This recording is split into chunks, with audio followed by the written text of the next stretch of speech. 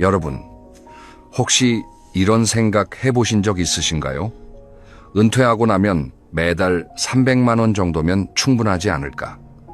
그 정도면 밥 먹고 병원 다니고 가끔 여행도 한 번씩 다닐 수 있지 않을까? 아마 많은 분들이 고개를 끄덕이실 겁니다. 저도 처음엔 그렇게 생각했으니까요. 그런데요, 실제로 은퇴를 하신 분들께 여쭤보면 이야기가 완전히 달라집니다. 한 조사에 따르면 은퇴자 10명 중 6명 이상이 이렇게 말씀하셨다고 해요. 생각보다 돈이 훨씬 빨리 빠진다고요. 준비했다고 생각했는데 막상 은퇴하고 보니 예상 못한 곳에서 돈이 줄줄 새더라는 겁니다. 오늘 이 영상을 끝까지 보시면요, 막연하게 몇 억이 필요하다는 이야기가 아니라 여러분 각자의 상황에 딱 맞는 노후 생활비를 직접 계산하실 수 있게 됩니다. 어디서 돈이 새는지, 어떤 항목을 빠뜨리기 쉬운지, 그리고 부족하다면 지금부터 무엇을 해야 하는지까지 하나도 빠짐없이 알려드리겠습니다. 자, 그러면 본격적으로 시작해 볼까요? 노후 생활비 이야기를 꺼내면요, 대부분의 분들이 이렇게 반응하십니다. 3억이면 되겠지. 아니야. 요즘 세상에 5억은 있어야지. 어떤 분은 10억은 모아야 마음이 놓인다고도 하시고요. 그런데 여기서 한 가지 여쭤볼게요. 그 숫자 어디서 나온 걸까요? 정확하게 계산해서 나온 금액인가요? 아니면 주변에서 들은 이야기나 뉴스에서 본 숫자를 어림짐작한 건가요? 솔직히 말씀드리면요, 대부분은 후자입니다. 감으로 정한 숫자예요. 물론 그 감이 완전히 틀린 건 아닐 수 있습니다. 하지만 문제는요, 감으로 정한 숫자는 내 상황과 맞지 않을 수 있다는 거예요. 예를 들어 볼게요. 서울의 아파트를 갖고 계신 분과 시골의 작은 집을 갖고 계신 분, 이 두 분의 노후 생활비가 같을 수 있을까요? 당연히 다르겠죠. 관리비만 해도 차이가 크고 교통비 구조도 다르고 의료 접근성도 달라요. 또 하나 중요한 게 있습니다. 지금 쓰는 생활비와 은퇴 후 생활비는 구조 자체가 완전히 달라진다는 점이에요. 직장 다닐 때는 출퇴근, 교통비, 점심값, 회식비 이런 것들이 꽤 큰 비중을 차지하잖아요. 은퇴하면 이런 지출은 확 줄어듭니다. 그래서 어떤 분들은 이렇게 생각하세요. 아, 은퇴하면 돈이 덜 들겠구나. 그런데요, 현실은 정반대인 경우가 많습니다. 회사를 안 나가니까 집에서 세 끼를 다 해드시게 되고 식비가 올라가요. 시간이 남으니까 취미 활동이나 외출이 늘어나면서 여가비가 생기고요. 무엇보다 나이가 드니까 병원 갈 일이 잦아지면서 의료비가 눈에 띄게 올라갑니다. 제가 아는 김 선생님 부부 이야기를 해드릴게요. 김 선생님은 62세에 은퇴하셨어요. 35년 동안 한 직장에서 성실하게 일하시고 퇴직금도 제법 받으셨고 국민연금도 나올 예정이셨거든요. 은퇴 전에 나름대로 계산을 해보셨대요. 연금이랑 퇴직금이자 합치면 매달 250만 원 정도 들어오니까 우리 부부 생활비로 충분하겠다 싶으셨던 거죠. 그런데 은퇴 첫 해에 무슨 일이 벌어졌냐면요. 먼저 집 보일러가 고장났습니다. 수리비로 150만 원이 나갔어요. 그 다음에 사모님 무릎이 안 좋아지셔서 병원을 다니기 시작했는데 실손보험으로 커버가 안 되는 비급여 항목이 꽤 있었어요. 여기서 또 몇백만 원이 나갔고요. 거기다 그 해에 조카 결혼이 2건, 지인 상송 3건, 경조사비로만 200만 원 가까이 쓰셨대요. 김 선생님이 저한테 이렇게 말씀하시더라고요. 매달 250만 원이면 된다고 생각했는데 첫 해부터 적자가 났다고. 예상 못한 곳에서 돈이 펑펑 나가니까 마음이 불안해지기 시작하더라고요. 이게 바로 감으로 계산한 노후 생활비의 함정입니다. 평균적인 숫자, 남들이 말하는 숫자가 아니라 내 상황에 맞는 정확한 계산이 필요한 이유예요. 그래서 오늘 우리가 할 일은 이겁니다. 노후 생활비를 항목별로 하나하나 뜯어보는 거예요. 크게 두 덩어리로 나눌 건데요. 첫째는 매달 반드시 나가는 고정 생활비, 둘째는 불규칙하지만 반드시 발생하는 변동 지출. 이 두 가지를 정확하게 파악하면요, 비로소 내게 진짜 필요한 노후 자금이 보이기 시작합니다. 그러면 먼저 고정 생활비부터 하나씩 살펴볼까요? 고정 생활비라고 하면요, 매달 거의 비슷한 금액이 꼬박꼬박 나가는 돈을 말합니다. 내가 아무리 아끼려고 해도 구조적으로 나갈 수밖에 없는 돈이에요. 이걸 정확하게 파악하는 게 노후 생활비 계산의 첫 번째 단계입니다. 가장 먼저 살펴볼 건 주거비예요. 내 집이 있는 분이라면 월세는 없겠지만 그렇다고 주거비가 공짜는 아닙니다. 아파트에 사시는 분들, 매달 관리비 나가시죠? 여름에 에어컨 틀면 전기세 포함해서 30만 원, 40만 원 훌쩍 넘기는 경우도 있고요. 겨울에 난방비까지 합치면 또 올라갑니다. 거기다 재산세도 있어요. 1년에 2번 나오는데 아파트 시세에 따라 다르지만 수십만 원에서 많게는 100만 원이 넘는 분들도 계시죠. 그리고 집이 오래되면요, 수리할 곳이 하나둘 생기기 시작합니다. 보일러, 배관, 도배, 장판 이런 것들이 한꺼번에 몰려올 때가 있어요. 이걸 월 평균으로 나눠서 계산해 두셔야 합니다. 주거비를 다 합치면요, 부부 기준으로 대략 매달 30만 원에서 50만 원 정도는 기본으로 잡으셔야 해요. 물론 지역이나 집의 크기에 따라 차이가 있습니다만 이 정도가 평균적인 범위입니다. 다음은 식비입니다. 아까도 말씀드렸지만 은퇴하면 식비가 줄어들 거라고 생각하시는 분들이 많아요. 회사에서 점심 사 먹는 비용이 없어지니까요. 그런데 실제로는 반대인 경우가 많습니다. 이유가 뭘까요? 직장 다닐 때는 점심 한 끼만 밖에서 먹지만 집에 계시면 세 끼를 다 차리셔야 해요. 장을 보는 횟수가 늘어나고 식재료비가 올라갑니다. 게다가 시간이 많으시니까 맛있는 것도 해 드시고 싶고 가끔은 부부가 외식도 하시고 싶잖아요. 이러다 보면 생각보다 식비가 꽤 나갑니다. 부부 기준 월 식비, 현실적으로 보면 외식비 포함해서 70만 원에서 100만 원 사이로 잡으시는 게 안전합니다. 1인 가구시라면 40만 원에서 60만 원 정도고요. 그 다음 공과금이 있죠. 전기세, 수도세, 가스비, 인터넷 요금, 개별로 보면 큰 금액이 아닌 것 같지만 다 합치면 매달 15만 원에서 25만 원 정도는 나갑니다. 특히 여름과 겨울에는 냉난방비 때문에 확 올라가는 달이 있어요. 그리고 많은 분들이 간과하시는 게 통신비입니다. 요즘 어르신들도 스마트폰 다 쓰시잖아요. 부부 2분 휴대폰 요금만 해도 매달 10만 원 안팎이 나가고요. 집에 인터넷이랑 텔레비전 결합 상품 쓰시면 여기서 또 3만 원, 4만 원 추가되죠. 교통비도 빼놓을 수 없습니다. 자가용을 유지하시는 분이라면요, 기름값, 보험료, 자동차세, 정비비 이걸 월 평균으로 환산하면 30만 원에서 50만 원 정도 나갑니다. 차를 유지하는 게 이렇게 비용이 든다는 걸 막상 은퇴하고 수입이 줄어드니까 체감이 확 되시는 거예요. 대중교통 위주로 다니시는 분들은 훨씬 적겠지만 그래도 택시비나 지하철 교통비로 매달 5만 원에서 10만 원 정도는 생각하셔야 합니다. 어르신 교통카드 할인이 있긴 하지만 병원 다니실 때 택시 타시는 경우가 많거든요. 그리고 보험료가 있습니다. 이게 은퇴 후에도 꽤 큰 고정 지출이에요. 실손의료보험, 암보험, 종신보험 등 젊을 때 가입해놓은 보험들의 월납입금이 합치면 20만 원에서 30만 원 정도 되는 분들이 많으세요. 은퇴 후에 보험을 정리하시는 분들도 계시지만 나이가 들수록 건강이 불안해지니까 함부로 해지하기도 어렵잖아요. 이 부분은 나중에 실천법에서 다시 한번 짚어드리겠습니다. 자, 여기까지가 주요 고정생활비입니다. 한번 정리해 볼까요? 주거비, 식비, 공과금, 통신비, 교통비, 보험료 이것들을 다 합치면요, 부부 기준으로 매달 대략 150만 원에서 150만 원 정도가 됩니다. 1인 가구시라면 100만 원에서 150만 원 정도고요. 여기서 한 가지 여쭤볼게요. 혹시 지금 매달 고정으로 나가는 돈이 정확히 얼마인지 알고 계신가요? 대충은 아시겠지만 항목별로 정확한 금액을 아시는 분은 의외로 드뭅니다. 오늘 이 영상을 보시고 나서 딱 한 번만 통장 내역을 쭉 살펴보세요. 아마 본인도 몰랐던 지출이 보이실 거예요. 그런데요, 사실 고정생활비는 어찌 보면 예측 가능한 돈이에요. 매달 비슷하게 나가니까 계획을 세울 수 있거든요. 진짜 무서운 건 따로 있습니다. 바로 불규칙하게 터지는 변동 지출이에요. 이 변동 지출을 제대로 파악하지 못하면요, 아무리 꼼꼼하게 고정비를 계산해도 예산이 무너집니다. 그래서 다음 챕터가 정말 중요합니다. 은퇴한 분들이 가장 많이 빠뜨리는, 그리고 가장 크게 당하는 숨은 변동 지출. 지금부터 낱낱이 파헤쳐 보겠습니다. 자, 지금부터 이야기할 내용은요, 은퇴 후 가계부에서 가장 예측하기 어렵고 그러면서도 가장 타격이 큰 항목들입니다. 저는 이걸 숨은 변동 지출이라고 부르는데요. 왜 숨었다고 하냐면 매달 나가는 게 아니라서 평소에는 존재감이 없거든요.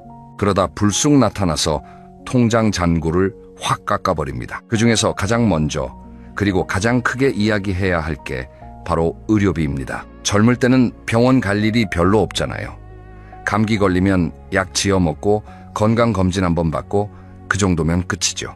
그런데 50대 중반을 넘기면서부터 상황이 달라지기 시작합니다. 여기가 쑤시고 저기가 아프고 고혈압이나 당뇨 같은 만성질환이 생기면 매달 약을 타러 병원에 가셔야 하고요. 약값도 꾸준히 나갑니다. 숫자로 한번 볼까요?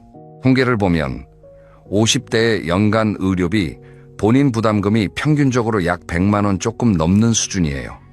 그런데 60대가 되면 이게 150만 원 가까이 올라가고요. 70대에는 200만 원을 훌쩍 넘깁니다. 80대가 되면 300만 원 이상 나가시는 분들도 적지 않아요. 여기서 주의하셔야 할 게 있어요. 이건 건강보험이 적용되는 급여 항목 기준이에요. 문제는 비급여 항목이에요. MRI 한 번 찍으면 수십만 원, 임플란트 하나 하면 100만 원 이상. 이런 비급여 비용은 건강보험 통계에 잘 안 잡히거든요. 실제로 주머니에서 나가는 돈은 통계 수치보다 훨씬 더 큽니다. 그리고 정말 무서운 건요, 큰 병에 걸렸을 때예요. 암 진단을 받으시면 수술비, 항암 치료비, 입원비 합쳐서 수천만 원이 나갈 수 있어요. 물론 암보험이나 실손보험으로 상당 부분 커버가 되지만 커버가 안 되는 부분도 분명히 있습니다. 간병비도 만만치 않고요. 제가 아는 한 분은 71세에 뇌졸중으로 쓰러지셨는데 초기 치료비만 2천만 원이 넘었고 이후 재활치료비가 매달 100만 원 가까이 들었다고 하세요. 이게 1년, 2년 되니까 가족 전체가 경제적으로 흔들리기 시작한 거예요. 그래서 의료비는요, 평상시 기본 의료비와 예상치 못한 큰 의료비, 이 두 가지를 나눠서 생각하셔야 합니다. 기본 의료비는 매달 10만 원에서 20만 원 정도 잡아두시고요. 큰 병에 대비한 예비자금은 별도로 최소 2천만 원에서 3천만 원 정도는 확보해 두시는 게 안전합니다. 의료비 이야기가 좀 무겁죠. 하지만 현실을 정확히 아는 게 대비의 첫걸음이니까 조금만 더 힘을 내서 함께 가보겠습니다. 두 번째 숨은 지출은 경조사비입니다. 은퇴하면 사회생활을 안 하니까 경조사비가 줄어들 거라고 생각하시는 분들이 많아요. 실제로 직장 관련 경조사는 확실히 줄어듭니다. 하지만요, 친척이나 지인 관련 경조사는 오히려 늘어나는 경우가 있어요. 왜 그러냐면요, 50대, 60대가 되면 주변에 자녀 결혼시키는 분들이 많아지고 안타깝지만 부모님 세대분들의 상송도 잦아지거든요. 거기다 손주가 태어나면 돌잔치도 있고요. 경조사비를 한번 현실적으로 따져볼게요. 결혼 축의금 보통 10만 원에서 20만 원, 가까운 사이면 30만 원, 50만 원까지도 내시잖아요. 부의금도 비슷하고요. 여기에 화환이나 선물까지 합치면 건당 20만 원에서 50만 원은 기본이에요. 이게 1년에 5건만 생겨도 최소 100만 원에서 250만 원이 나갑니다. 세 번째는 여가비와 취미비입니다. 이게 의외로 큰 항목이에요. 직장 다닐 때는 시간이 없어서 취미 활동을 못 하셨잖아요. 은퇴하면 시간이 확 늘어나니까 뭔가를 하고 싶어지세요. 등산 동호회에 가입하시고 골프를 배우시고 여행을 다니시고 이런 활동 하나하나에 비용이 들어갑니다. 특히 여행비는 생각보다 큽니다. 은퇴 초기에는 그동안 못 다닌 여행을 다녀오고 싶다는 마음이 크거든요. 국내 여행 한번 다녀오시면 부부 기준 30만 원에서 50만 원, 해외여행은 최소 200만 원 이상 들잖아요. 1년에 두세 번만 여행을 다녀오셔도 수백만 원이 나갑니다. 여가비를 월 평균으로 환산하면 적게는 20만 원에서 많게는 50만 원 정도 잡으셔야 현실적이에요. 그리고 네 번째, 이건 정말 많은 분들이 예상 못하시는 항목인데요. 바로 자녀 지원금입니다. 보통 자녀가 성인이 되면 경제적으로 독립한다고 생각하시잖아요. 그런데 현실은 좀 다릅니다. 요즘 청년들이 취업도 어렵고 결혼 비용도 워낙 크다 보니 부모님께 도움을 요청하는 경우가 많아요. 자녀 결혼 자금 지원, 전세 보증금 보태주기, 손주 육가 지원, 이런 것들이 다 돈입니다. 저는 이걸 효도 역전 현상이라고 부르는데요. 예전에는 자녀가 부모를 부양했지만 지금은 은퇴한 부모가 성인 자녀를 지원하는 구조가 된 거예요. 통계를 봐도 50대에서 60대 가구의 상당수가 성인 자녀에게 경제적 지원을 하고 있는 것으로 나타납니다. 자녀 결혼 자금으로 수천만 원, 전세 보증금 보태주는데 또 수천만 원. 이게 한꺼번에 나가면 노후 자금에 큰 구멍이 뚫리는 겁니다. 물론 자녀를 돕고 싶은 마음은 당연하지만요. 내 노후가 무너지면 결국 자녀에게 더 큰 짐이 된다는 것도 기억하셔야 합니다. 실제 사례를 하나 더 들어드릴게요. 박 선생님, 65세이신 분인데요. 은퇴하신 후에 1년 동안의 변동 지출을 꼼꼼하게 기록해 보셨대요. 결과가 어땠을까요? 의료비로 320만 원, 경조사비로 210만 원, 여가비로 360만 원, 자녀 지원금으로 500만 원. 이것만 합쳐도 1년에 1,390만 원이에요. 월 평균으로 나누면 약 116만 원입니다. 이게 고정생활비와는 별도로 나가는 돈이에요. 아까 고정생활비가 부부 기준 150만 원에서 이 150만 원이라고 했잖아요. 여기에 변동 지출 116만 원을 더하면요. 실제 매달 필요한 돈은 300만 원을 훌쩍 넘기는 겁니다. 은퇴 후 월 300만 원이면 충분하다고 생각하셨던 분들, 지금 어떤 기분이 드시나요? 좀 놀라셨을 수도 있어요. 하지만 괜찮습니다. 현실을 정확히 아는 것, 그게 바로 준비의 시작이니까요. 그런데 여기서 끝이 아닙니다. 지금까지 계산한 건 현재 기준의 금액이에요. 문제는 물가가 오른다는 거예요. 지금 300만 원이면 살 수 있는 것들이 20년 후에도 300만 원으로 살 수 있을까요? 이게 바로 노후 생활비를 계산할 때 가장 많이 놓치는 함정인데요. 다음 이야기에서 물가가 우리 노후 자금을 어떻게 갉아먹는지 아주 쉽게 설명해 드리겠습니다. 자, 물가 이야기를 해볼까요? 저는 물가 상승률을 보이지 않는 도둑이라고 부릅니다. 왜냐하면요, 당장은 눈에 안 띄는데 시간이 지나면 내 지갑에서 돈을 슬슬 빼가거든요. 쉽게 체감할 수 있는 예를 하나 들어볼게요. 2000년도에 짜장면 한 그릇 가격이 얼마였는지 기억하시나요? 대략 3,000원 정도였어요. 그런데 지금은 어떤가요?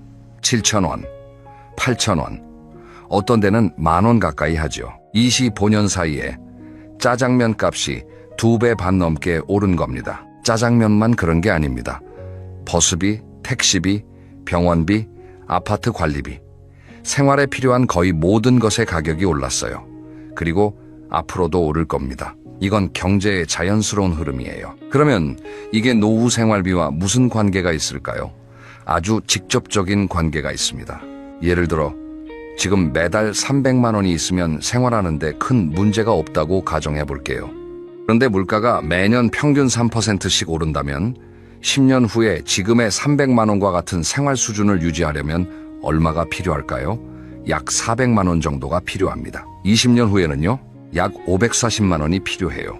이 숫자를 들으시면 이렇게 생각하실 수도 있어요.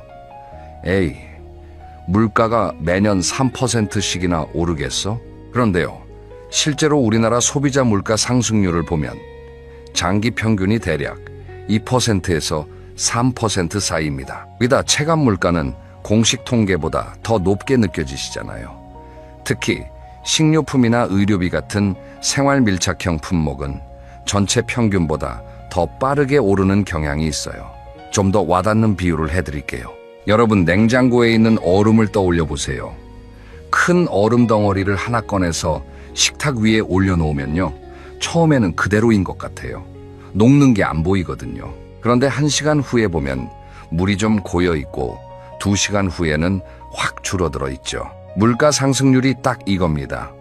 눈에 안 보이게 조금씩 내 돈의 가치를 녹여버려요. 그래서 노후 자금을 계산하실 때는 지금 기준이 아니라 물가가 오른 미래 기준으로 계산하셔야 합니다. 이걸 실질가치 보정이라고 하는데요. 어렵게 생각하실 필요 없어요. 간단한 공식 하나만 기억하시면 됩니다. 지금 필요한 월 생활비에 물가 상승률을 복리로 곱해주는 거예요. 말이 좀 어려우시면 이렇게 생각하세요. 물가가 매년 3% 오른다면 대략 24년 후에 물가가 2배가 됩니다. 즉, 지금 300만 원으로 살 수 있는 생활이 24년 후에는 600만 원이 있어야 같은 수준으로 살 수 있다는 뜻이에요. 은퇴 후 20년, 30년을 살아야 하는데 이 물가 상승을 무시하고 계획을 세우면 큰 낭패를 볼 수 있습니다. 처음 몇 년은 괜찮을 거예요. 그런데 시간이 갈수록 같은 금액으로 살 수 있는 게 점점 줄어들어요. 장 보러 가면 예전에 사던 것들을 다 못 담게 되고 외식 한번 하려면 부담이 커지고 이게 쌓이고 쌓이면 삶의 질이 서서히 하지만 분명하게 떨어지는 겁니다. 그래서 전문가들이 이렇게 말해요. 노후 자금을 계산할 때 물가 상승률을 반드시 반영하라고. 그러면 실제로 어떻게 반영해야 하느냐? 걱정 마세요. 바로 다음 챕터에서 여러분이 직접 따라 하실 수 있게 단계별로 계산하는 방법을 알려드리겠습니다. 이제부터가 진짜 중요합니다. 지금까지 우리가 살펴본 고정비, 변동비, 그리고 물가 상승까지 이 모든 걸 합쳐서 나한테 진짜 필요한 노후 자금이 얼마인지 숫자로 확인하는 시간입니다. 자, 여러분, 지금부터는 직접 계산해보는 시간입니다. 어렵지 않아요. 제가 하나하나 안내해 드릴 테니까 머릿속으로 따라와 주시기만 하면 됩니다. 종이랑 펜이 있으시면 적어보셔도 좋고요.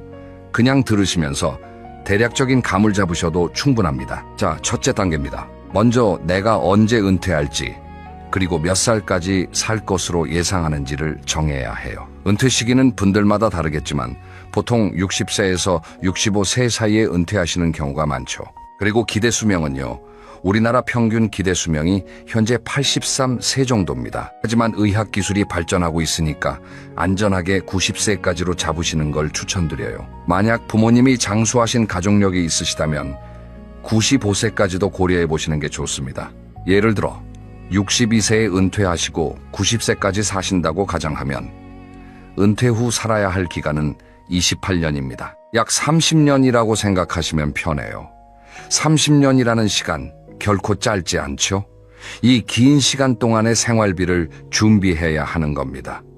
둘째 단계입니다. 매달 필요한 생활비를 계산할 거예요. 아까 앞에서 살펴본 내용을 활용하시면 됩니다. 고정생활비부터 볼까요? 주거비, 식비, 공과금, 통신비, 교통비, 보험료, 부부 기준으로 이걸 다 합치면 대략 200만 원 정도를 중간값으로 잡아볼 수 있어요. 물론 본인 상황에 따라 150만 원이 될 수도 있고 250만 원이 될 수도 있습니다. 거기에 변동 지출을 더합니다. 의료비, 경조사비, 여가비, 자녀 지원금 등을 월 평균으로 환산하면 약 100만 원에서 120만 원 정도였죠? 그러면 고정비 200만 원 더하기 변동비 100만 원 합쳐서 월 300만 원. 이게 현재 기준 최소 생활비가 되는 겁니다. 좀 더 여유 있게 생활하고 싶으신 분이라면 350만 원에서 400만 원 정도로 잡으셔야 하고요. 여기서 잠깐. 아까 이 숫자 어디서 많이 보시지 않았나요? 맞아요. 처음에 300만 원이면 충분하다고 생각하셨던 그 금액이에요. 그런데 지금 보시면 아시겠지만 300만 원은 넉넉한 게 아니라 최소한인 겁니다. 게다가 아직 물가 상승률을 반영하기 전이에요. 셋째 단계로 넘어가겠습니다. 물가 상승률을 반영하는 거예요. 아까 물가가 매년 3% 오른다면 24년 후에 2배가 된다고 말씀드렸잖아요. 30년이라는 은퇴 기간 동안 물가가 꾸준히 오른다면 평균적으로 필요한 생활비는 현재 기준의 약 1.5배 정도로 보시면 됩니다. 무슨 말이냐면요. 현재 기준으로 월 300만 원이 필요하다면 은퇴 기간 전체를 평균 내면 실질적으로 월 450만 원 정도의 가치가 필요하다는 거예요. 은퇴 초반에는 300만 원으로 괜찮지만 후반으로 갈수록 같은 300만 원의 가치가 줄어드니까요. 계산을 단순화해서 보겠습니다. 물가 상승을 반영한 월 평균 필요 금액을 350만 원이라고 잡아볼게요. 이건 좀 보수적으로 잡은 숫자인데 물가가 예상보다 덜 올라도 큰 무리가 없도록 하기 위해서입니다. 넷째 단계입니다. 이제 총 필요 금액을 계산합니다. 월 350만 원 곱하기 12개월. 그러면 연간 4,200만 원이에요. 이걸 30년 동안 쓴다면요. 4,200만 원 곱하기 30년. 총 12억 6천만 원입니다. 12억 6천만 원. 이 숫자를 들으시면 아마 깜짝 놀라실 거예요.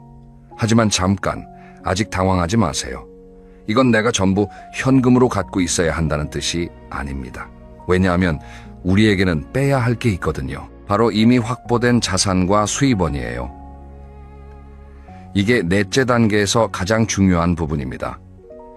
먼저 국민연금이 있죠. 국민연금을 20년 이상 납부하신 분이라면 매달 수십만 원에서 많게는 150만 원 이상 받으실 수 있어요. 가입기간과 소득에 따라 다르지만 부부가 각각 받으신다면 합쳐서 매달 100만 원에서 200만 원 정도 들어올 수 있습니다. 국민연금으로 매달 150만 원을 받는다고 가정하면요. 150만 원 곱하기 12 곱하기 30년 5억 4천만 원이에요. 이걸 총 필요 금액에서 빼면 12억 6천만 원 빼기 5억 4천만 원, 남은 금액은 7억 2천만 원입니다. 여기서 또 빼야 할 게 있어요. 퇴직금이나 퇴직연금이 있으시다면 그것도 빼야 하고요. 개인연금에 가입하셨다면 그 수령액도 빼야 합니다. 부동산 같은 자산을 활용할 계획이시라면 그것도 고려하셔야 하고요. 예를 들어 퇴직금이 1억 원 있고 개인연금으로 30년간 총 1억 원을 받으실 수 있다면요. 7억 2천만 원에서 2억 원을 빼면 순수하게 내가 추가로 준비해야 할 금액은 5억 2천만 원이 됩니다. 물론 이 숫자는 사람마다 천차만별이에요. 연금을 많이 준비하신 분은 이보다 훨씬 적을 수도 있고 연금이 적은 분은 이보다 더 클 수도 있습니다. 중요한 건 이런 식으로 단계별로 계산하면 막연했던 숫자가 구체적인 숫자로 바뀐다는 거예요. 한 가지 더 말씀드릴게요. 이 계산 결과를 보시고 이렇게까지 많이 필요하다고 하고 놀라실 수 있어요. 사실 많은 분들이 이 단계에서 좀 막막해 하십니다. 나는 그만큼 준비가 안 돼 있는데 어떡하지 하는 생각이 드시는 거죠. 하지만 걱정 마세요. 숫자를 알았다는 것 자체가 이미 절반은 성공한 겁니다. 모르고 있을 때는 손을 쓸 수가 없지만 정확한 숫자를 알면 대응할 수 있거든요.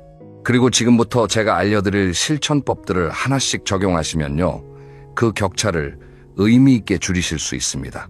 자, 그러면 바로 이어서 부족한 노후 자금을 메우기 위해 지금부터 할 수 있는 현실적인 방법들을 알려드리겠습니다. 여러분, 앞에서 계산해 보니까 생각보다 큰 금액이 필요하다는 걸 확인하셨죠? 그런데 이걸 보고 나는 이미 늦었어 하고 포기하시면 안 됩니다. 지금이 가장 빠른 때예요.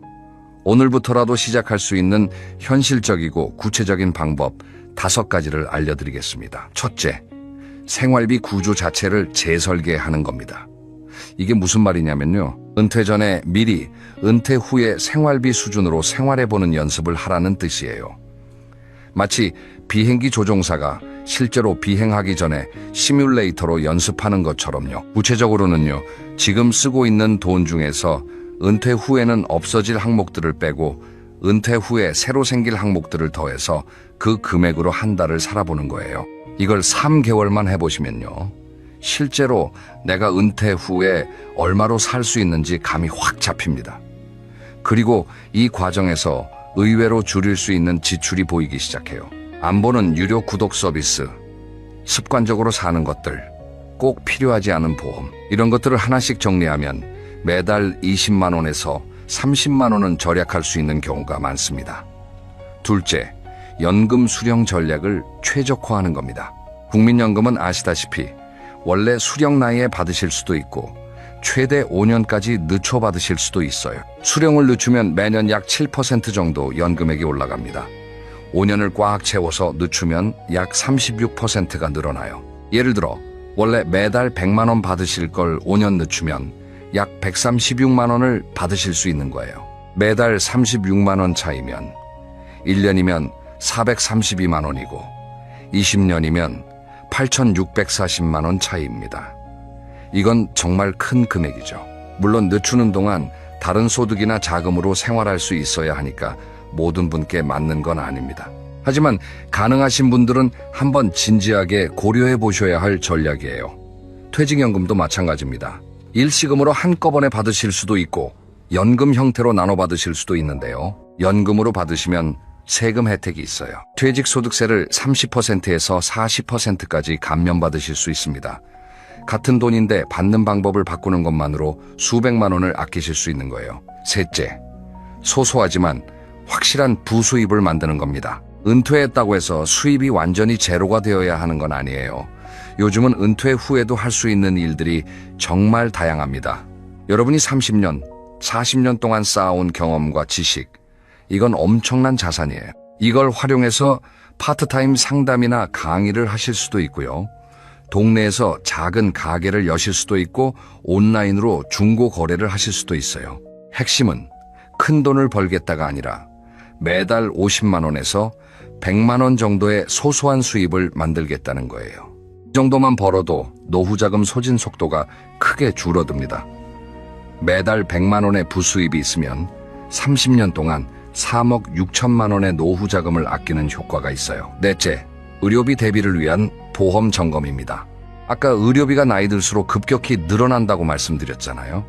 이 의료비 부담을 줄이는 가장 현실적인 방법이 바로 적절한 보험을 갖추는 거예요. 여기서 중요한 건 적절한이라는 표현이에요. 보험을 많이 들어야 한다는 게 아닙니다. 오히려 불필요한 보험을 정리하고 꼭 필요한 보험을 남기는 게 핵심이에요. 은퇴 후에 가장 중요한 보험은 실손 의료보험입니다. 이건 절대 해지하시면 안 돼요. 나이가 들수록 병원비가 늘어나는데 실손보험이 있고 없고의 차이는 매년 수백만 원에서 수천만 원이 될 수 있습니다. 반면에 만기가 돌아오는 저축성 보험이나 보장 내용이 겹치는 보험들은 정리하시는 게 좋아요. 보험 전문가나 공공재무 상담 서비스를 이용해서 한번 점검받아 보시길 추천드립니다. 보험료만 정리해도 매달 10만 원에서 20만 원을 줄이실 수 있는 분들이 꽤 계세요. 다섯째, 부부가 함께하는 노후 가계부를 작성하는 겁니다. 이게 제일 쉬우면서도 제일 효과가 큰 방법이에요. 가계부라고 하면 번거롭게 느끼시는 분들이 많은데요.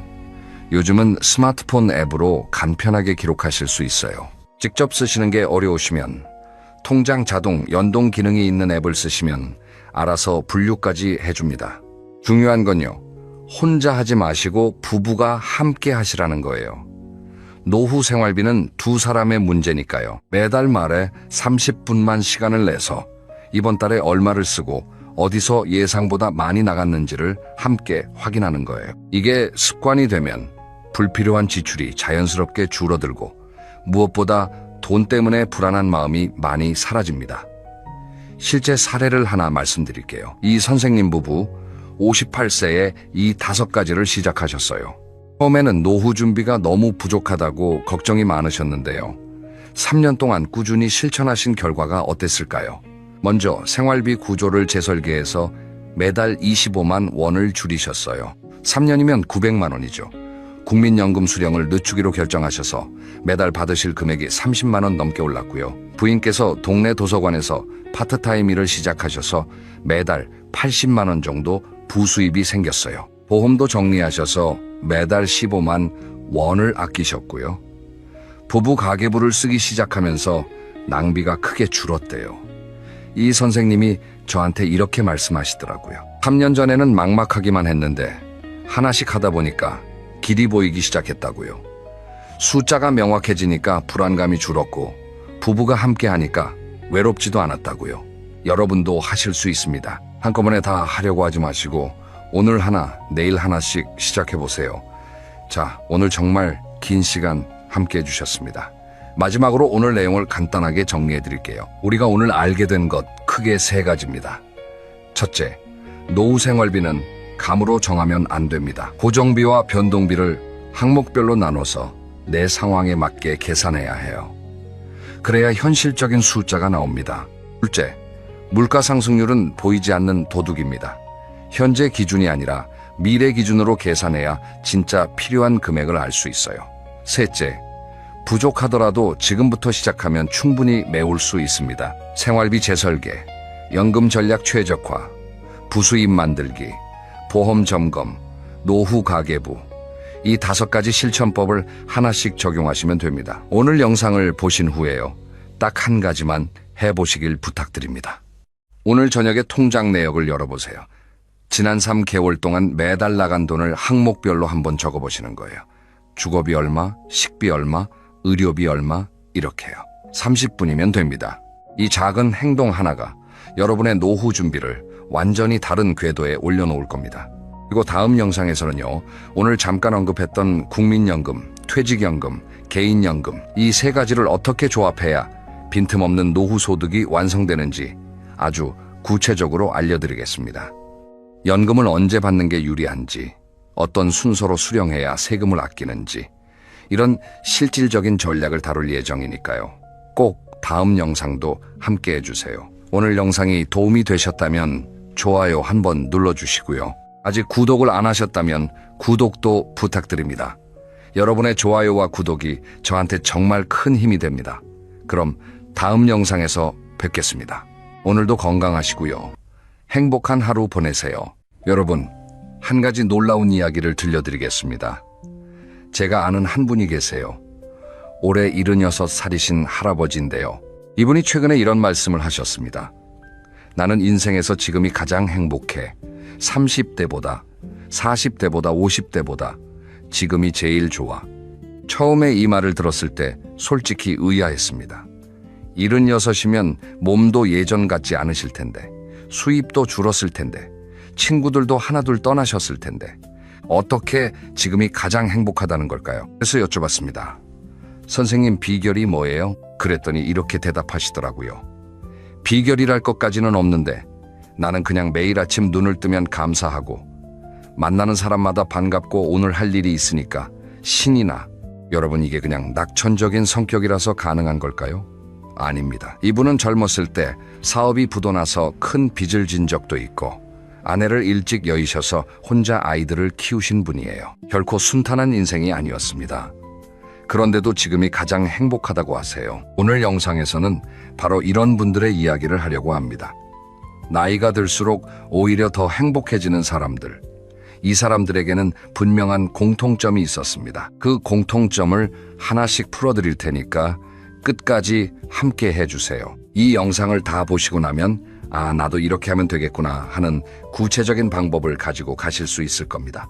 자, 그러면 첫 번째 이야기를 시작하겠습니다. 나이가 들면 행복해진다는 게 과연 사실일까요? 그냥 위로의 말이 아니라 과학적으로 증명된 것일까요? 결론부터 말씀드리면 네 사실입니다. 이걸 증명한 유명한 연구가 있어요. 미국의 경제학자인 데이비드 블렌치 플라워라는 분과 앤드루 오스왈드라는 분이 전 세계 140여 개 나라의 수십만 명을 대상으로 조사를 했습니다. 나이와 행복의 관계를 분석한 거예요. 그 결과가 정말 흥미로운데요. 인간의 행복도를 나이에 따라 그래프로 그리면 알파벳 U자 모양이 나옵니다. 20대에는 행복도가 꽤 높아요. 젊고 건강하고 가능성이 무한하니까요. 그런데 30대, 40대로 가면서 행복도가 점점 떨어집니다. 직장 스트레스, 유가 부담, 경제적 압박 이런 것들이 겹치면서 행복이 바닥을 향해 내려가는 거예요. 그래서 가장 불행한 시기가 언제냐면 대략 47살에서 52살 사이입니다. 이 시기가 인생의 행복 바닥이에요. 아마 지금 이 나이대이신 분들은 맞아, 요즘 진짜 힘들어하고 공감하실 수도 있습니다. 그런데 놀라운 건 그 바닥을 찍고 나면 행복도가 다시 올라간다는 겁니다. 50대 후반부터 서서히 올라가기 시작해서 60대, 70대에 이르면 20대 때의 행복 수준을 회복하거나 심지어 뛰어넘는 경우도 있어요. 그래서 유자 모양인 겁니다. 이게 왜 그런 걸까요? 여러 가지 이유가 있는데 핵심은 이겁니다. 나이가 들면서 인간은 자연스럽게 중요한 것과 중요하지 않은 것을 구별하는 능력이 생깁니다. 젊을 때는 모든 게 다 중요해 보이잖아요. 승진도 중요하고, 남들 시선도 중요하고, 돈도 중요하고, 외모도 중요하고. 그런데 나이가 들면 진짜 중요한 게 뭔지 보이기 시작하는 거예요. 하지만 여기서 중요한 점이 있습니다. 모든 사람이 다 이 상승 곡선을 타는 건 아니라는 거예요. 어떤 분들은 50대 바닥을 찍고 나서 계속 바닥에 머물러 있거나 오히려 더 내려가는 경우도 있습니다. 그러면 올라가는 사람과 머무는 사람의 차이는 뭘까요? 바로 오늘 이 영상에서 말씀드릴 공통점들을 가지고 있느냐 없느냐의 차이입니다. 이걸 하나의 비유로 설명해 드릴게요. 행복의 유자 곡선을 강물이라고 생각해 보세요. 50대 바닥을 지나면 강물이 자연스럽게 위로 올라가는 물길이 있습니다. 하지만 그 물길을 타려면 배가 있어야 해요. 배 없이는 물살에 휩쓸려서 제자리에 머물거나 오히려 밑으로 가라앉을 수 있습니다. 오늘 제가 말씀드릴 공통점들이 바로 그 배를 만드는 재료입니다. 자, 그러면 이제 본격적으로 행복한 노년을 사는 사람들의 첫 번째 공통점을 이야기하겠습니다. 이건 어쩌면 가장 중요한 공통점일 수 있어요. 바로 비교를 멈춘 사람들입니다. 여러분, 젊었을 때를 돌이켜보세요. 우리는 끊임없이 누군가와 비교하며 살았습니다. 학교 다닐 때는 성적으로 비교당했고, 직장에서는 연봉과 직급으로 비교했고, 동창 모임에 가면 누구는 어디 임원이 됐다더라, 누구네 아들은 의사가 됐다더라, 누구는 강남에 아파트를 샀다더라. 이런 비교 속에서 살아온 거예요. 이 비교라는 게 얼마나 무서운 건지 아십니까? 아무리 좋은 조건에서 살아도 비교를 하는 순간 불행해집니다. 연봉이 5천만 원이면 충분히 잘 사는 건데 옆자리 동료가 6천만 원 받는다는 걸 알면 갑자기 내 5천만 원이 초라해 보이잖아요. 내 차가 멀쩡한데 친구가 새 차를 뽑으면 갑자기 내 차가 낡아 보이고요. 심리학에서는 이걸 사회적 비교 이론이라고 합니다. 인간은 본능적으로 자기 주변 사람들과 비교를 하게 되어 있어요. 이건 진화적으로 프로그래밍된 거라서 완전히 없앨 수는 없습니다. 하지만 줄일 수는 있어요. 그리고 나이가 들수록 행복한 사람들은 이 비교를 의식적으로 줄인 사람들이었습니다. 실제 사례를 하나 말씀드릴게요. 조 선생님이라고 부르겠습니다. 조 선생님은 올해 71살이시고 예전에 중소기업을 운영하셨던 분이에요. 사업이 한창일 때는 동종업계에서 누가 더 매출이 높은지, 누가 더 큰 차를 타는지 이런 것에 신경을 많이 쓰셨대요. 모임에 나가면 은근히 자기 회사 자랑도 하고 남의 회사와 비교도 하고. 그런데 65세 사업을 정리하고 은퇴하신 뒤에 한동안 되게 힘드셨다고 합니다. 왜냐하면 비교 대상이 바뀐 거예요. 예전에는 사업 규모로 비교했는데 은퇴하고 나니까 이번에는 누구는 연금을 얼마나 받는데, 누구네 자식은 뭘 해준대, 누구는 외국 여행을 다녔대. 이런 식으로 비교 대상만 바뀌었지 비교하는 습관은 그대로였던 겁니다. 그러다가 어느 날 문득 깨달으셨대요. 아, 내가 평생 남과 비교하면서 살았구나. 그래서 한 번도 만족한 적이 없었구나. 내가 가진 것만 봐도 충분히 감사한 건데 남을 보니까 항상 부족하게 느껴졌구나. 그때부터 조 선생님이 실천하신 게 있어요. 동창 모임이나 지인 모임에서 남의 이야기를 들을 때 비교하는 대신 그 사람 입장에서 기뻐해 주기로 한 겁니다. 누가 손주 자랑을 하면 예전에는 속으로 우리 손주가 더 낫지 하고 생각했는데 이제는 진심으로 와 좋겠다, 축하한다 하고 말하는 거예요. 이게 처음에는 어색했대요. 솔직히 마음이 안 따라갔다고 합니다. 하지만 석 달 넘게 의식적으로 연습을 하니까 진짜 변하기 시작했다고 해요. 남이 잘 되는 게 배 아프지 않게 되니까 모임에 나가는 게 즐거워졌고 사람들도 조 선생님을 더 좋아하게 됐답니다. 비교를 멈추니까 인간관계가 편해지고 인간관계가 편해지니까 더 행복해진 거예요. 여기서 한 가지 더 중요한 게 있습니다. 남과의 비교를 멈추려면 나만의 기준이 있어야 해요. 남의 기준으로 내 삶을 평가하니까 항상 부족한 거잖아요. 내가 뭘 가지고 있고, 내가 뭘 원하고, 내가 어떤 삶을 살고 싶은지 이걸 스스로 정해야 합니다. 행복한 어르신들을 보면 이 기준이 아주 소박합니다. 아침에 통증 없이 일어나면 좋은 날이다. 오늘 산책하면서 꽃을 봤으니 행복한 날이다. 아내와 같이 저녁을 먹었으니 감사한 날이다. 이런 식이에요. 기준이 낮은 게 아니라 기준이 자기 안에 있는 겁니다. 밖에 있지 않고요. 비교를 멈추는 것, 이게 첫 번째 공통점이었습니다. 그런데 비교를 멈추는 것과 굉장히 밀접하게 연결된 두 번째 공통점이 있어요. 바로 욕심을 비우고 단순하게 사는 것입니다. 여러분, 집에 물건이 얼마나 많으세요? 옷장을 한번 열어보세요. 안 입는 옷이 얼마나 많은지. 서랍을 열어보세요. 왜 샀는지도 기억 안 나는 물건들이 가득 차 있을 거예요. 거실에는 안 보는 책들이 쌓여 있고 창고에는 언젠가 쓸 거라고 넣어둔 것들이 먼지를 뒤집어 쓰고 있고, 물건만 그런 게 아닙니다. 우리 마음속에도 안 비운 것들이 많아요. 30년 전에 누가 나한테 했던 섭섭한 말, 20년 전에 놓쳤던 기회에 대한 아쉬움, 10년 전에 잘못된 투자에 대한 후회, 이런 것들이 마음 한구석에 켜켜이 쌓여 있는 겁니다. 행복한 노년을 사는 분들은 이것들을 하나씩 비워나간 분들이에요. 한 분의 이야기를 해드릴게요. 남 선생님은 73이시고 예전에 교사를 하셨던 분입니다.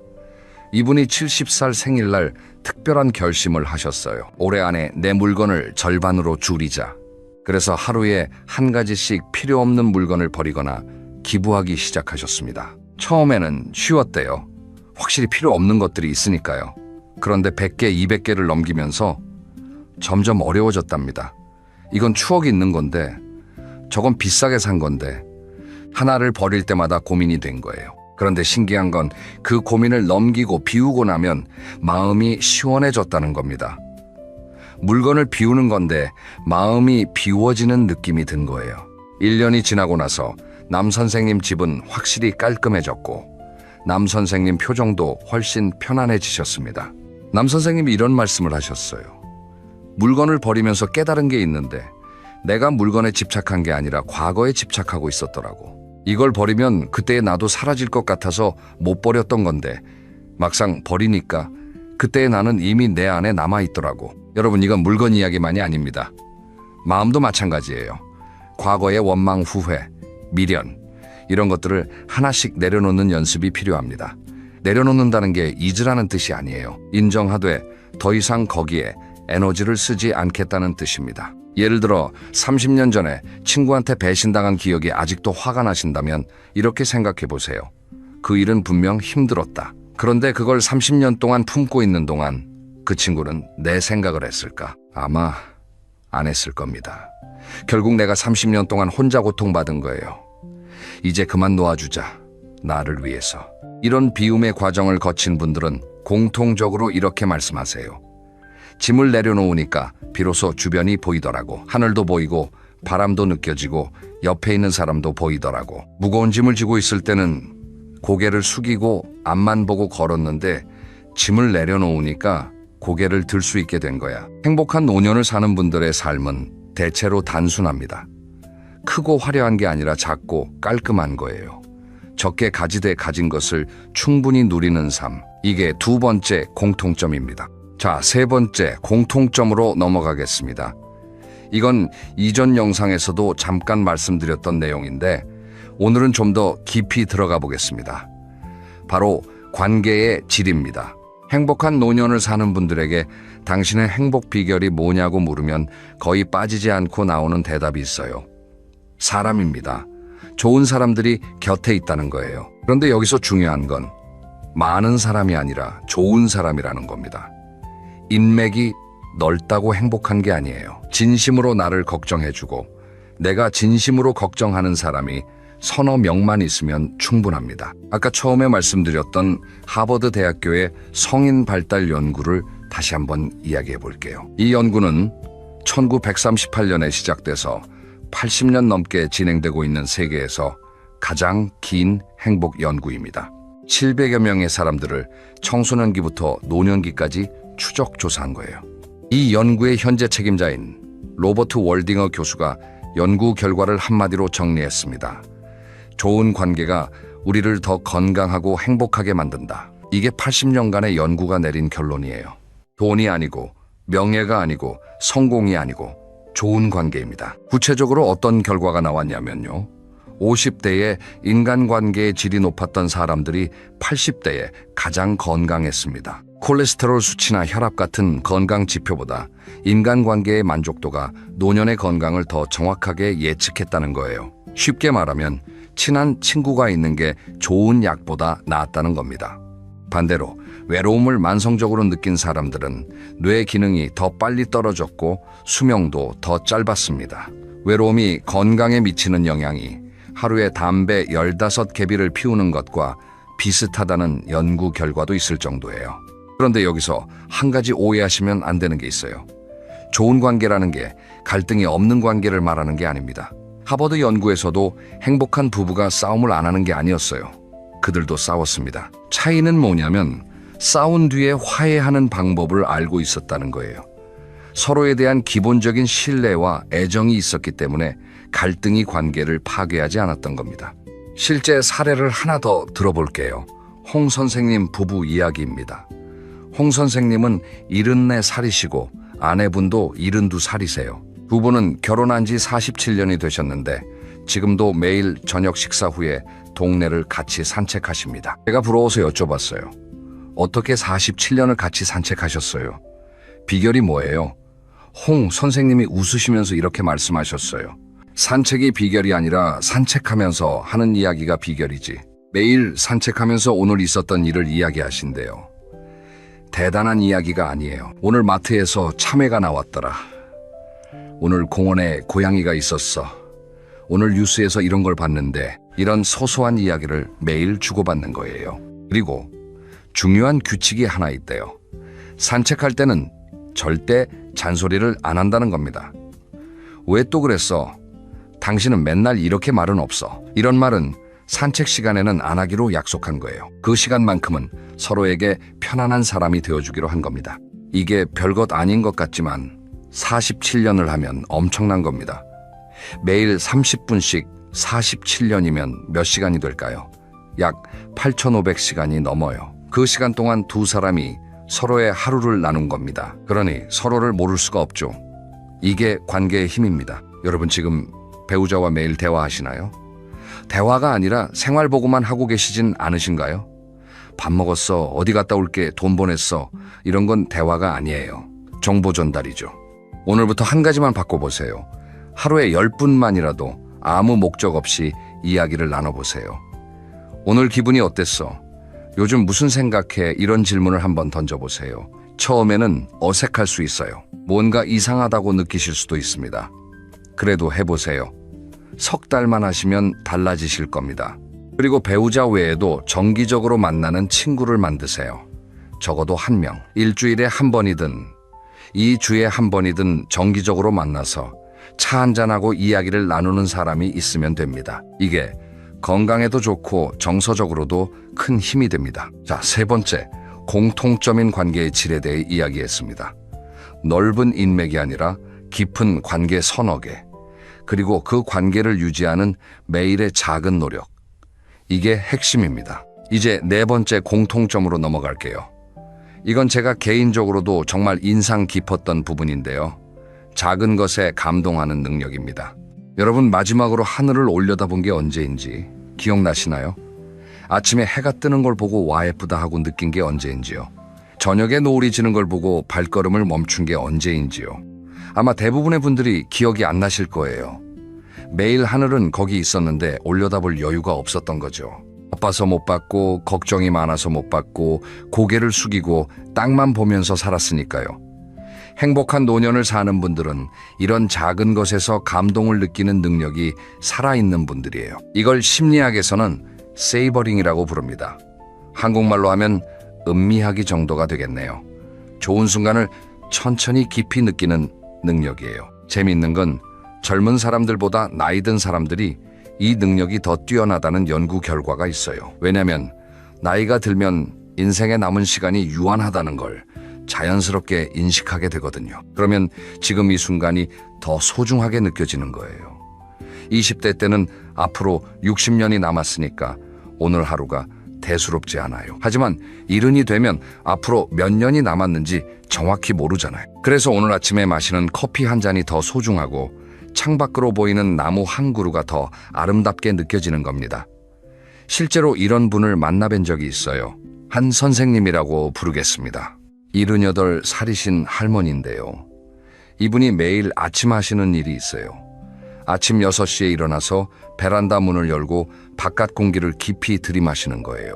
그리고 혼잣말처럼 이렇게 말씀하신대요. 오늘도 살아있네. 고맙다. 이게 나 오늘도 안 죽었구나 하는 비관적인 의미가 아니에요. 진짜로 살아있다는 것 자체에 감사하시는 거예요. 그리고 베란다에서 화분에 물을 주시면서 식물이 자라는 걸 보면서 행복해하세요. 한 선생님이 이런 말씀을 하셨어요. 젊었을 때는 큰 것만 보였어. 큰 집, 큰 차, 큰 성공. 그런데 나이가 드니까 작은 것이 보이더라고. 아침 햇살이 이렇게 따뜻한 줄 몰랐어. 밥이 이렇게 맛있는 줄 몰랐어. 바람이 이렇게 시원한 줄 몰랐어. 젊었을 때 이걸 알았으면 참 좋았을 텐데 여러분 이건 타고나는 능력이 아닙니다. 훈련할 수 있는 거예요. 어떻게 훈련하느냐? 가장 간단한 방법이 감사일기입니다. 이전 영상에서도 잠깐 말씀드렸지만 오늘은 좀 더 구체적으로 알려드릴게요. 매일 밤 잠자리에 들기 전에 오늘 감사한 것 3가지를 적는 겁니다. 노트에 적어도 되고 스마트폰 메모장에 적어도 됩니다. 중요한 건 구체적으로 적는 거예요. 오늘 감사하다 이렇게 뭉뚱그려서 적으면 효과가 별로 없어요. 오늘 아침에 아내가 끓여준 된장찌개가 맛있어서 감사하다. 오늘 산책하다가 동네 아주머니가 인사해줘서 기분이 좋았다. 오늘 손주한테서 전화가 와서 행복했다. 이렇게 구체적으로 적어야 합니다. 이걸 매일 하면 뇌에 무슨 일이 일어나느냐면요. 뇌가 감사할 거리를 찾는 습관이 생깁니다. 낮에 생활하면서 무의식적으로 이거 오늘 감사일기에 적어야지 하게 되는 거예요. 그러면 같은 하루를 살아도 좋은 것에 더 많이 집중하게 됩니다. 뇌과학에서는 이걸 주의 편향이라고 부르는데요. 우리 뇌는 한 번에 모든 정보를 처리하지 못해요. 그래서 뭔가에 집중하면 나머지는 잘 안 보입니다. 불만족에 집중하면 불만족스러운 것만 보이고 감사에 집중하면 감사한 것이 보이는 거예요. 감사 일기가 이 주의 편향을 긍정적인 방향으로 바꿔주는 겁니다. 한 연구에 따르면 감사 일기를 3주만 꾸준히 써도 우울감이 유의미하게 감소하고 수면의 질이 좋아지고 전반적인 행복감이 올라간다고 합니다. 3주면 20일 일이에요. 길지 않습니다. 한번 해보시면 효과를 느끼실 겁니다. 그리고 감사일기 말고도 일상에서 음미하기를 연습하는 방법이 있어요. 밥을 먹을 때 텔레비전을 끄고 음식의 맛에만 집중해 보세요. 산책할 때 이어폰을 빼고 새소리 바람소리에 귀를 기울여 보세요. 커피를 마실 때 향을 천천히 맡아보세요. 이런 작은 순간들을 의식적으로 음미하는 거예요. 처음에는 어색하실 수 있어요. 뭘 이런 걸 하고 있나 싶으실 수도 있습니다. 하지만 꾸준히 하시다 보면 하루가 풍요로워지는 걸 느끼실 겁니다. 똑같은 20내, 시간인데 감사할 게 많아지니까 하루가 선물처럼 느껴지는 거예요. 자, 4번째 공통점인 작은 것에 감동하는 능력에 대해 이야기했습니다. 이제 5번째이자 마지막 공통점으로 넘어갈게요. 이것도 정말 중요한 이야기입니다. 바로 성장을 멈추지 않는 사람들입니다. 여러분, 배움이라는 단어를 들으면 어떤 느낌이 드시나요? 공부 이 나이에 무슨 공부하는 생각이 먼저 드시나요? 아니면 뭔가 새로운 걸 배울 수 있다니 재밌겠다 하는 생각이 드시나요? 행복한 노년을 사는 분들은 대부분 후자입니다. 이분들은 나이에 상관없이 뭔가를 계속 배우고 도전합니다. 그리고 이게 그냥 취미 생활의 차원이 아니라 뇌 건강과 직접적으로 연결됩니다. 뇌과학에서 밝혀진 사실 중에 신경가소성이라는 게 있어요. 쉽게 말하면 뇌는 나이가 들어도 변할 수 있다는 겁니다. 예전에는 뇌세포는 한 번 죽으면 다시 안 생긴다고 알려져 있었는데 최근 연구에서 나이가 들어도 새로운 신경 연결이 만들어질 수 있다는 게 확인됐어요. 그런데 이 새로운 연결이 만들어지려면 조건이 하나 있습니다. 뇌에 새로운 자극을 줘야 한다는 거예요. 매일 같은 일만 하면 뇌가 새로운 연결을 만들 이유가 없잖아요. 하지만 새로운 것을 배우면 뇌가 이건 처음이네, 새로운 회로를 만들어야겠다 하면서 활성화되는 겁니다. 이게 왜 중요하냐면 치매 예방과 직결되기 때문이에요. 평생 새로운 것을 배우는 사람은 그렇지 않은 사람에 비해 치매 발병 위험이 크게 낮아진다는 연구 결과가 많습니다. 배움이 뇌의 보험을 들어주는 거라고 생각하시면 됩니다. 실제 사례를 몇 가지 말씀드릴게요. 먼저 박 할머니 이야기입니다. 박 할머니는 올해 81살이시고요. 75살에 유화 그리기를 처음 시작하셨어요. 평생 그림이라고는 한 번도 배운 적이 없는 분이에요. 자녀분이 어머니 심심하시면 문화센터 가보시라고 해서 간 건데 거기서 그림에 빠지신 거예요. 지금 6해째 그리고 계시는데 최근에 구청에서 하는 어르신 미술 전시회에 작품을 출품하셨습니다. 박 할머니가 이렇게 말씀하셨대요. 내 인생에서 이렇게 설레는 일이 또 있을 줄 몰랐어. 이 나이에 전시회라니 꿈에도 상상 못했지. 또 다른 분은 김 할아버지인데요. 올해 77이시고 70살에 우쿨렐레를 배우기 시작하셨어요.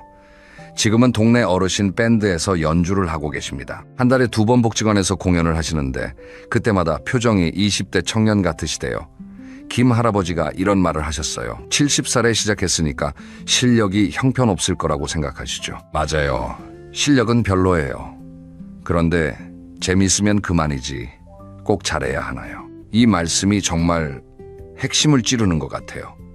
우리는 뭔가를 할 때 잘해야 한다는 강박이 있잖아요.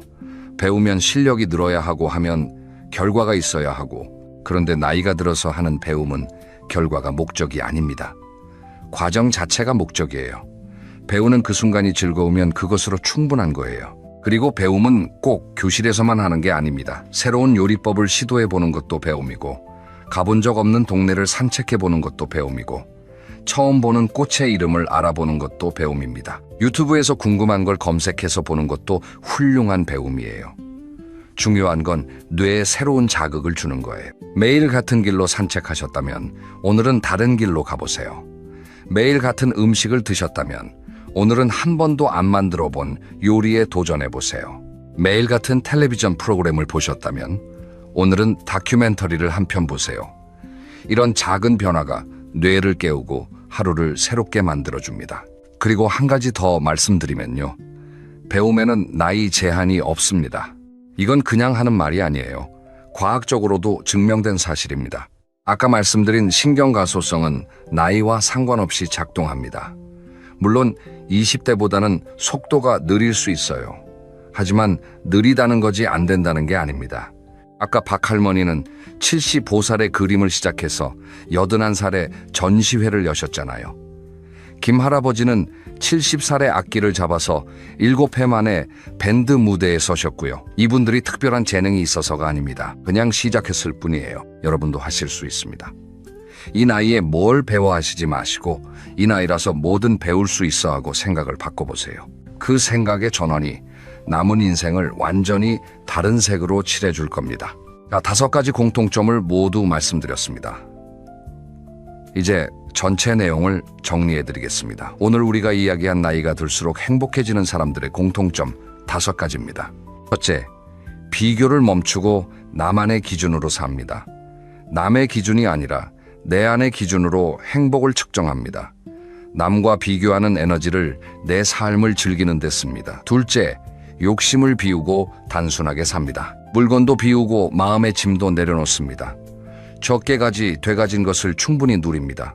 과거의 후회와 원망도 하나씩 내려놓습니다. 셋째, 깊은 관계를 유지합니다. 많은 사람이 아니라 진심으로 연결된 사람, 서너 명이 행복의 핵심입니다. 배우자와 매일 대화하고 친구와 정기적으로 만납니다. 관계는 저절로 유지되지 않습니다. 매일의 작은 노력이 필요합니다. 넷째, 작은 것에서 감동을 느낍니다. 아침 햇살, 한 잔의 커피바람 한 줄기에서 행복을 발견합니다. 감사 일기를 통해 긍정적인 것에 집중하는 훈련을 합니다. 이건 타고나는 게 아니라 연습으로 키울 수 있는 능력입니다. 다섯째, 성장을 멈추지 않습니다. 나이에 상관없이 새로운 것을 배우고 도전합니다. 잘하는 게 목적이 아니라 배우는 과정 자체가 즐거움입니다. 이것이 뇌를 젊게 유지하고 치매를 예방하는 가장 좋은 방법이기도 합니다. 여러분, 이 5가지를 보시면 한 가지 공통된 메시지가 있다는 걸 느끼실 겁니다. 행복한 노년은 조건이 만드는 게 아니라 태도가 만든다는 겁니다. 돈이 많아서 행복한 게 아니고, 건강이 완벽해서 행복한 게 아니고, 자식이 잘 돼서 행복한 게 아닙니다. 삶을 대하는 태도가 행복을 만드는 겁니다. 아까 처음에 말씀드렸던 76살 할아버지 기억나시죠? 사업부도도 겪었고 아내도 일찍 여의셨는데 지금이 가장 행복하다고 하신 분이요. 이분이 특별한 비결을 가지고 있었던 게 아니에요. 비결을 멈추셨고 짐을 내려놓으셨고 좋은 사람을 곁에 두셨고 작은 것에 감사하셨고 매일 뭔가를 배우고 계셨을 뿐입니다. 여러분도 하실 수 있습니다. 오늘부터 딱 하나만 시작해 보세요. 5개를 한꺼번에 하려고 하지 마시고 하나만요. 오늘 밤 감사 일기를 3줄 쓰는 것도 좋고 내일 아침 배우자에게 고맙다 한마디 하는 것도 좋고 이번 주에 친구 한 명에게 전화를 거는 것도 좋습니다. 그 작은 한 걸음이 여러분의 남은 날들을 완전히 다르게 만들어줄 겁니다. 행복한 말년은 운이 아닙니다. 선택입니다. 그리고 그 선택을 할 수 있는 가장 좋은 시간은 바로 지금 이 순간입니다. 오늘도 끝까지 들어주셔서 진심으로 감사합니다. 이 영상이 여러분의 하루에 작은 위로가 되었으면 좋겠습니다. 주변에 소중한 분이 계시다면 이 영상을 꼭 나눠주세요. 여러분의 남은 날들이 지금까지 살아온 날들보다 훨씬 더 따뜻하고 행복하시길 진심으로 바랍니다. 감사합니다. 여러분, 지금 핸드폰을 한번 꺼내 보시겠어요? 연락처에 저장된 사람이 몇 명이나 되시나요? 100명, 200명, 어떤 분은 500명도 넘으시겠죠. 카카오톡 친구 목록까지 합치면 1000명이 넘는 분도 계실 겁니다. 그런데요, 그 수백 명 중에서 지금 당장 전화해서 속 깊은 이야기를 나눌 수 있는 사람은 과연 몇 명이나 될까요? 솔직하게 세어보시면요, 아마 한 손으로 꼽으실 겁니다. 많아야 5명, 3명도 안 되시는 분이 더 많을 거예요. 이상한 일이죠. 평생을 사람들과 관계를 맺으며 살았는데 정작 마음을 나눌 수 있는 사람은 손에 꼽습니다. 그런데 오늘 제가 드릴 이야기는요, 이게 전혀 이상한 일이 아니라는 겁니다. 오히려 아주 자연스럽고 건강하고 심지어 축복이라고까지 할 수 있는 일이라는 겁니다. 친구 많은 사람을 부러워하지 마세요. 친구가 많다는 건 그만큼 신경 쓸 일이 많고 돈 나갈 일이 많고 상처받을 일이 많다는 뜻이기도 합니다. 오늘 이 영상을 끝까지 보시면요, 친구가 적어진 게 실패가 아니라 여러분의 인생이 성숙해진 증거라는 것을 아시게 될 겁니다. 그러면 시작하겠습니다. 우리는 어릴 때부터 이런 말을 들으며 자랐습니다. 인맥이 곧 자산이다. 사람을 많이 알아야 성공한다. 혼자서는 아무것도 못한다. 맞습니다. 사회생활을 하는 동안에는 이 말이 어느 정도 맞았어요. 직장에서 일을 할 때, 사업을 할 때, 자녀를 키울 때 넓은 인맥은 분명 도움이 되었습니다. 그런데 은퇴하고 나면 상황이 완전히 달라집니다. 직장에서 만나던 사람들은 자연스럽게 멀어지고 사업 관계로 알았던 사람들은 연락이 끊기고 남는 건 동창 모임, 동호회, 지역 모임 이런 것들인데요. 이 모임들이 처음에는 좋습니다. 은퇴하고 나서 갈 곳이 생기는 거니까요. 사람을 만나는 즐거움도 있고. 그런데 시간이 좀 지나면 느끼시게 됩니다. 이 모임들이 에너지를 채워주는 게 아니라 빼앗아가고 있다는 걸요. 여기서 한 분의 이야기를 들려드리겠습니다. 여러분들의 경험을 바탕으로 재구성한 이야기입니다. 한 선생은 32년간 공직에 계시다가 62에 퇴직하셨습니다. 성격이 좋으시고 사교적이신 분이라 모임이 참 많으셨어요. 고등학교 동창회, 대학 동문회, 공무원 산악회, 교회 소모임, 바둑 동호회, 무려 5개의 모임에 나가셨습니다. 퇴직하고 처음 6개월은 좋았대요. 매일같이 약속이 있고 만날 사람이 있고 할 일이 있으니까 은퇴했다는 게 실감이 안 났다고 합니다. 그런데 7개월째부터 뭔가 이상해지기 시작했습니다.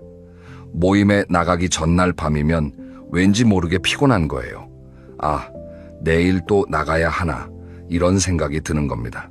만나면 즐거운데 만나기 전에는 왜 이렇게 발이 안 떨어지는지 한 선생이 곰곰이 생각해 보셨대요. 왜 이렇게 피곤한 걸까?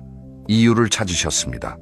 모임에 나가면요, 듣고 싶지 않은 이야기를 들어야 하는 시간이 생각보다 많았던 겁니다.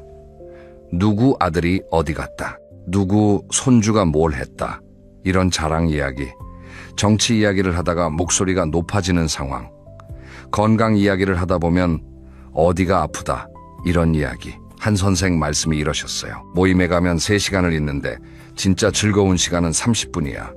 나머지 2시간 반은 듣고 싶지 않은 이야기를 억지로 듣고 맞장구 치는 시간이더라고. 결국 한 선생은 결심을 하셨습니다. 5개 모임 중에서 3개를 정리하신 겁니다. 고등학교 동창회하고 바둑 동호회, 이 2개만 남기셨어요. 처음에는 좀 미안하셨대요. 모임에서 왜 안 오냐고 연락이 오니까요. 하지만 한 달이 지나고 2달이 지나니까 놀라운 변화가 찾아왔습니다. 먼저 몸이 좋아졌어요. 만성 두통이 줄었고요. 잠을 잘 주무시게 됐대요. 그리고 남은 2 모임이 훨씬 더 즐거워졌습니다. 왜냐하면 에너지가 분산되지 않으니까 만나는 사람들에게 더 진심으로 대할 수 있게 된 거예요. 한 선생이 그러시더라고요. 모임을 줄이니까 오히려 관계가 깊어졌어. 많은 사람을 대충 만나는 것보다 적은 사람을 깊이 만나는 게 이렇게 좋은 줄 몰랐어. 이게 바로 인맥 다이어트의 힘입니다. 인맥은 자산이 아니라 에너지입니다. 관리하는데 에너지가 들어요. 은퇴 후에는 그 에너지가 예전만큼 넉넉하지 않습니다. 그러니까 에너지를 어디에 쓸지 선택을 해야 하는 거예요. 자, 그러면 이 이야기를 좀 더 깊이 들어가 보겠습니다. 우리 뇌가 과연 몇 명의 관계를 감당할 수 있는지 과학적인 이야기를 해보겠습니다. 한 영국 대학의 진화심리학자가 아주 유명한 연구를 하셨는데요. 영장류의 뇌 크기와 사회 집단의 규모를 비교 분석하신 겁니다. 연구 결과가 흥미롭습니다. 인간의 뇌가 안정적으로 관계를 유지할 수 있는 사람의 수가 대략 150명 정도라는 겁니다. 물론 이 숫자가 절대적인 건 아닙니다. 후속 연구에서는 사람에 따라 더 적을 수도 있고 더 많을 수도 있다는 결과도 나왔어요. 하지만 핵심은 변하지 않습니다. 우리 뇌에는 관계를 처리하는 데 한계가 있다는 것, 그리고 나이가 들수록 그 한계가 더 뚜렷해진다는 것. 더 재밌는 건 이 학자가 발견한 3배수 법칙이라는 겁니다. 이게 뭐냐면요, 인간의 관계는 층위가 있다는 겁니다. 가장 안쪽 층에는 정말 가까운 사람이 3명에서 5명, 그 다음 층에는 친한 친구가 약 15명, 그 바깥에 사회적으로 친밀한 관계가 약 50명, 그리고 가장 바깥에 조직적 관계가 약 150명. 이렇게 층이 나뉘어 있다는 거예요. 약 3배씩 늘어나죠. 그래서 3배수 법칙이라고 합니다. 여기서 주목하셔야 할 건요, 가장 안쪽 층, 진짜 가까운 사람이 3명에서 5명이라는 겁니다. 5명이에요.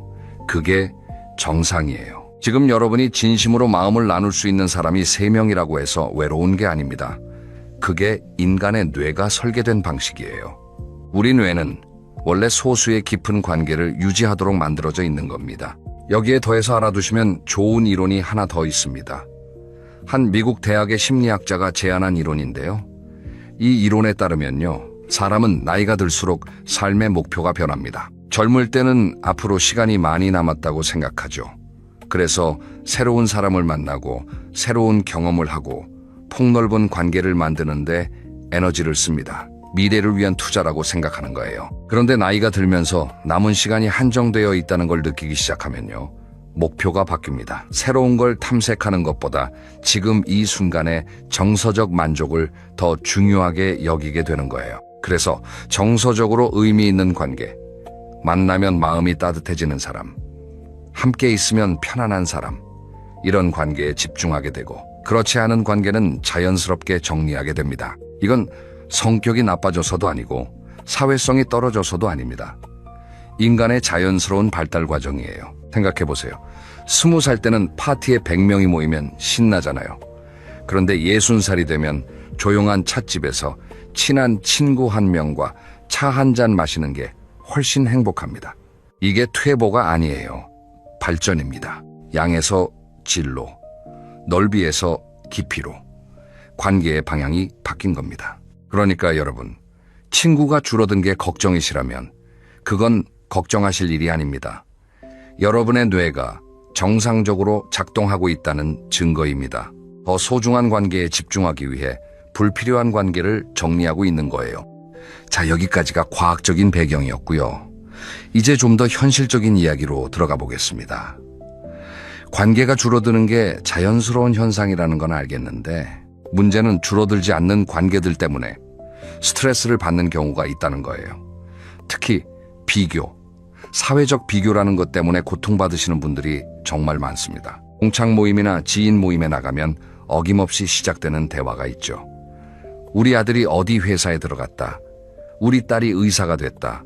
손주가 영재원에 갔다. 아파트를 몇 채 가지고 있다. 해외여행 어디를 다녀왔다. 이런 이야기를 들을 때 여러분 기분이 어떠세요? 솔직히 말씀드리면 불편하시죠? 남의 자랑을 듣는 건 누구에게나 스트레스입니다. 여기서 좀 과학적인 이야기를 하나 더 드리겠습니다. 우리 몸에는 코르티솔이라는 호르몬이 있습니다. 스트레스 호르몬이라고 불리는 건데요. 이 코르티솔은 원래 우리 몸을 보호하기 위해 분비됩니다. 그런데 문제는 이 스트레스가 만성이 될 때입니다. 매주 모임에 나가서 비교 스트레스를 받고 집에 와서도 그 이야기가 머릿속에서 떠나지 않고, 이런 상황이 반복되면 코르티솔이 계속 높은 상태로 유지됩니다. 이렇게 되면 어떤 일이 벌어지냐면요, 면역 기능이 떨어지고 혈압이 올라가고 근육이 줄어들고 뼈가 약해지고 잠을 잘 못 자게 됩니다. 나이 들어서 가장 무서운 것들이 다 여기에 연결돼 있어요. 만성적인 스트레스가 코르티솔을 지속적으로 높이면 몸의 노화가 빨라진다는 건 의학적으로 확인된 사실입니다. 그런데 이 스트레스의 원인이 뭐예요? 동창 모임에서 듣는 자랑 이야기, 지인 모임에서 느끼는 비교 의식, 이런 것들이에요. 여기서 박 여사의 이야기를 들려드리겠습니다. 박 여사는 67세의 퇴직 간호사입니다. 간호사 동기 모임이 한 달에 한 번 있었는데요. 처음에는 반가웠대요. 오랜 동료들을 만나는 거니까요. 그런데 모임에 나갈 때마다 기분이 가라앉으셨대요. 왜냐면 동기들 중에 잘된 분들이 많으셨거든요. 누구는 간호학 교수가 됐고, 누구는 병원장이 됐고, 누구는 남편 사업이 잘 돼서 대치동에 아파트를 2채 가지고 있고, 박 여사는 평범하게 사셨어요.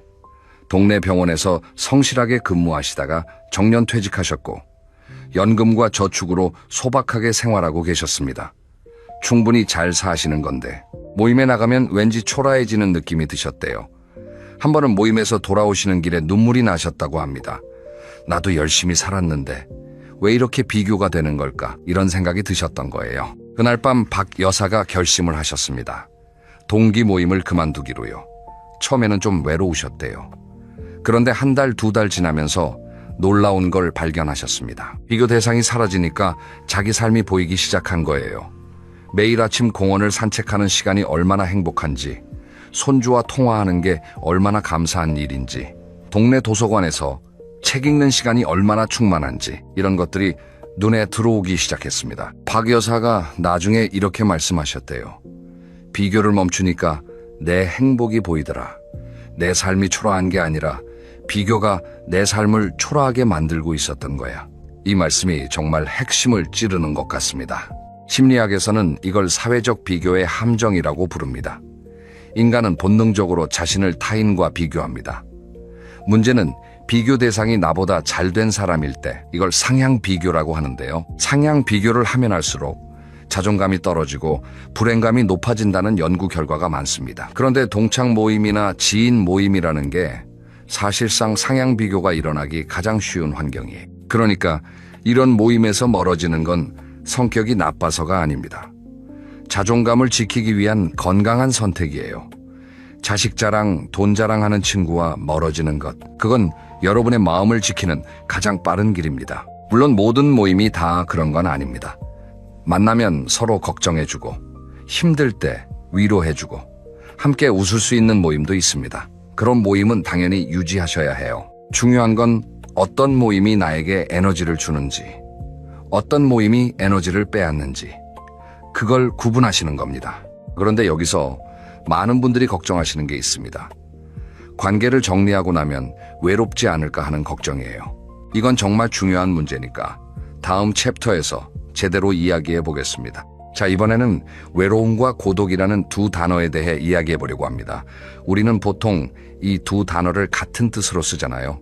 그런데 심리학에서는 이 둘을 완전히 다르게 봅니다. 외로움, 이건 내가 원하지 않는데 혼자가 된 상태. 사람들과 연결되고 싶은데 그러지 못할 때 느끼는 부정적인 감정입니다. 고독, 이건 내가 스스로 선택해서 혼자 있는 시간, 자기 자신에게 집중할 수 있는 긍정적인 상태를 말합니다. 이건 아프지 않아요. 오히려 충만합니다. 외로움은 친구가 없어서 생기는 게 아닙니다. 사람들에 둘러싸여 있어도 외로울 수 있어요. 반대로 혼자 산에 올라가서 바람을 맞으며 서 있을 때 전혀 외롭지 않을 수도 있습니다. 핵심은 혼자라는 상태가 문제가 아니라는 거예요. 그 상태를 내가 선택했느냐 아니면 강요당했느냐. 그런데요, 이 고독, 자발적으로 혼자 보내는 시간이 우리의 뇌와 마음에 정말 좋은 영향을 미친다는 연구 결과가 있습니다. 혼자만의 시간은 마음을 자유롭게 하고 창의성을 높여줍니다. 우리 뇌에는 디폴트 모드 네트워크라고 불리는 시스템이 있는데요.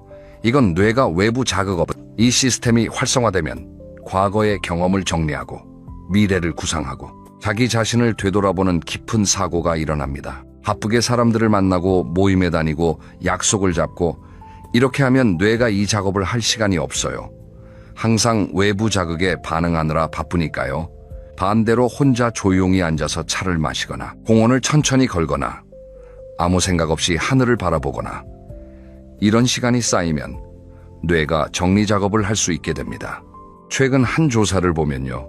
응답자의 절반 이상이 혼자 보내는 시간이 정신 건강에 필수적이라고 답했다고 합니다. 절반이 넘는 사람들이 혼자만의 시간이 필요하다고 느끼고 있는 거예요. 최근 연구에서는 재미있는 결과가 나왔습니다. 혼자 보내는 시간을 외로움이라고 이름 붙이면 부정적인 감정이 커지는데 같은 시간을 나만의 시간이라고 이름 붙이면 훨씬 긍정적인 감정을 느낀다는 겁니다. 이름만 바꿔도 감정이 달라진다는 거예요. 여기서 정 선생의 이야기를 하나 들려드리겠습니다. 정 선생은 69세의 퇴직교사입니다. 은퇴 후 처음 1년은 불안하셨대요. 매일 아침 일어나면 할 일이 없다는 게 공포처럼 느껴지셨다고 합니다. 그래서 닥치는 대로 모임에 나가셨어요. 오전에는 배드민턴 동호회, 오후에는 서예교실, 저녁에는 동창 모임이나 동네 주민 모임, 일주일이 빼곡하게 찼습니다. 그런데 어느 날 건강검진을 받으셨는데 혈압이 많이 올라가 있었어요. 의사 선생님이 스트레스를 줄이시라고 하셨대요. 정 선생이 생각해 보니까요. 이렇게 바쁘게 다니는 게 오히려 스트레스였던 겁니다. 즐거운 줄 알았는데 몸이 먼저 신호를 보내고 있었던 거예요. 그래서 모임을 절반으로 줄이셨습니다. 그리고 남는 시간에 혼자 동네 뒷산을 산책하기 시작하셨어요. 처음에는 어색했대요. 혼자 걸으면서 뭘 하나 싶었다고요. 그런데 일주일 정도 지나니까 변화가 오기 시작했습니다. 산길을 걸으면서 이런저런 생각이 떠오르셨대요.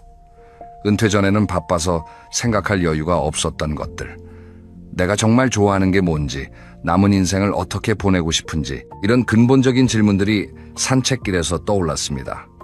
그러다가 어린 시절에 그림 그리는 걸 좋아했던 기억이 나셨대요. 중학교 때 미술 선생님한테 칭찬받았던 기억, 고등학교 때 입시 때문에 그림을 포기했던 기억. 정 선생이 그 길로 동네 문화센터에서 수채화 수업을 등록하셨습니다. 그게 지금 3년째예요. 지금은 매주 수채화를 그리시면서 정말 행복하게 보내고 계십니다. 정 선생이 그러시더라고요. 사람을 많이 만나야 행복한 줄 알았어. 그런데 혼자 산을 걸으면서 나를 찾았어. 내가 뭘 좋아하는지 몰랐던 거야. 바빠서가 아니라 혼자 있는 시간이 없어서 몰랐던 거야. 이 이야기가 참 울림이 있지 않으시나요? 우리가 바쁘게 사람들을 만나고 모임에 다니는 이유 중 하나는요. 혼자 있는 시간이 두렵기 때문이에요. 혼자 있으면 외로울 것 같으니까, 뭘 해야 할지 모르겠으니까. 그래서 약속을 잡는 거예요. 그런데 사실은 혼자 있는 시간이야말로 나를 발견하는 시간입니다. 다른 사람의 이야기를 듣느라 바쁘면 내 안의 이야기를 들을 수 없어요. 조용히 혼자 있을 때 비로소 내 마음의 소리가 들립니다. 물론 여기서 한 가지 중요한 걸 말씀드려야 합니다. 고독이 좋다고 해서 사람을 아예 안 만나시라는 뜻이 아닙니다. 완전한 고립은 건강에 해롭습니다. 중요한 건 균형입니다. 사람을 만나는 시간과 혼자 있는 시간의 균형, 넓은 관계와 깊은 관계의 균형, 이 균형을 잘 맞추시는 게 핵심이에요. 자, 그러면 이제 실전적인 이야기로 넘어가겠습니다. 구체적으로 어떻게 인맥 다이어트를 하면 되는지 실천 가이드를 알려드리겠습니다. 인맥 다이어트라는 게 거창한 게 아닙니다. 간단한 점검 과정을 거치시면 됩니다. 제가 관계 점검 질문을 5가지 드리겠습니다. 지금 여러분이 정기적으로 만나고 계신 사람들을 한 명 한 명 떠올리시면서 이 질문에 답해 보세요. 첫째, 이 사람을 만나기 전에 설레는 마음이 드는가? 아니면 피곤한 마음이 먼저 드는가? 둘째, 이 사람을 만나고 나서 에너지가 충전되는 느낌인가? 아니면 방전되는 느낌인가? 셋째, 이 사람과의 대화에서 나도 내 이야기를 할 수 있는가? 아니면 주로 상대방의 이야기를 듣기만 하는가? 넷째, 이 사람이 내가 힘들 때 진심으로 걱정해 줄 사람인가? 아니면 내 힘든 이야기를 뒤에서 남에게 옮길 사람인가? 다섯째, 이 관계가 없어지면 내 삶이 허전할 것 같은가? 아니면 오히려 편해질 것 같은가? 이 5가지 질문에 솔직하게 답해 보시면요. 어떤 관계를 유지해야 하고 어떤 관계를 정리해도 되는지 자연스럽게 보이실 겁니다. 만나기 전에 피곤하고, 만나고 나면 방전되고, 상대방 이야기만 듣고 내가 힘들 때 걱정 안 해주고 없어져도 편할 것 같은 관계. 이건 정리하셔도 됩니다. 반대로 만나면 반갑고 에너지가 충전되고 서로 이야기를 나누고 진심으로 걱정해주고 없으면 허전할 관계. 이건 꼭 지키셔야 합니다. 이런 관계가 두세 개만 있어도 여러분은 충분히 행복하실 수 있어요. 여기서 하나 더 말씀드리고 싶은 게 있어요. 관계를 정리한다고 해서 상대방에게 이제 만나지 말자고 통보하시라는 뜻이 아닙니다. 그냥 자연스럽게 빈도를 줄이시면 됩니다. 매주 만나던 걸 한 달에 한 번으로, 매달 나가던 모임을 격월로 이렇게 서서히 줄이시면 되는 거예요. 굳이 선언하실 필요가 없습니다. 연락이 오면 바쁘다고 자연스럽게 말씀하시면 되고 모임에 못 나간다고 하시면 됩니다. 시간이 지나면 자연스럽게 정리됩니다. 이건 관계를 끊는 게 아니라 거리를 조절하는 겁니다. 그리고 정리한 다음에는요, 남은 관계를 더 깊게 만드시는데 에너지를 쓰세요. 방법은 어렵지 않습니다. 전화 한 통 더 하시는 겁니다. 만날 때 상대방의 이야기를 진심으로 들어주시는 겁니다. 작은 생일 선물이라도 챙기시는 겁니다. 아플 때 문병을 가시는 겁니다.